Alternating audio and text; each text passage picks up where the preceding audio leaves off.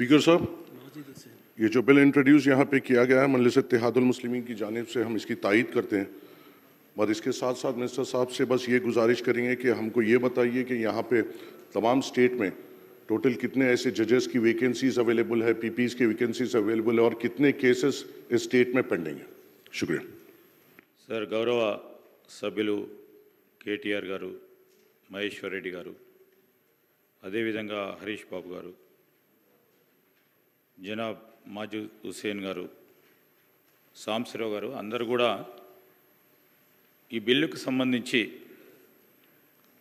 మరి వారి వారి అభిప్రాయాలను తెలియజేస్తూ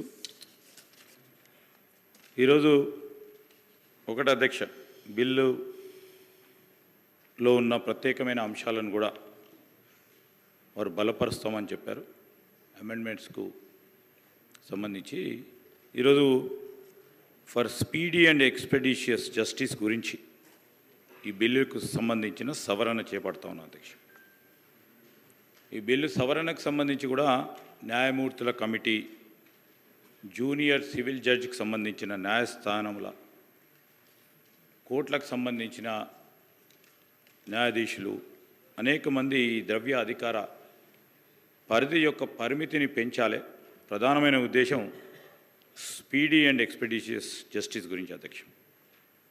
ఫాస్ట్ ట్రాక్స్ గురించి అడిగారు. ఇప్పటికే ఈ రాష్ట్రంలో దాదాపు 30 fast track courts, special courts ద్వారా సత్వర న్యాయం అందించడానికి మరి ప్రయత్నం చేస్తూ ఉన్నారు. తప్పకుండా మీరు ఏదైతే అంశాలు పేర్కొన్నారో మీకంటే మాకు ఇంకా కఠినంగా కూడా ఎవరైతే నేరం చేస్తారో ఆ నేరాలకు సంబంధించి వారిపైన కఠిన చర్యలు తీసుకోవడానికి మా వంతు గట్టి ప్రయత్నమే జరుగుతుంది అధ్యక్ష. శాంతి భద్రతలకు సంబంధించి కూడా మరి హోంశాఖ సంబంధించి మంత్రిగా గౌరవ ముఖ్యమంత్రి గారే ఉన్నారు. ఎప్పుడు కూడా ఎక్కడైనా శాంతి భద్రతలకు సంబంధించిన అంశం వచ్చే వరకు ఈ రాష్ట్రానికి సంబంధించిన మన ఖ్యాతిని, అదేవిధంగా మనకున్న ఇమేజ్ని దెబ్బతీసే ప్రయత్నం ఎవరు చేసినా,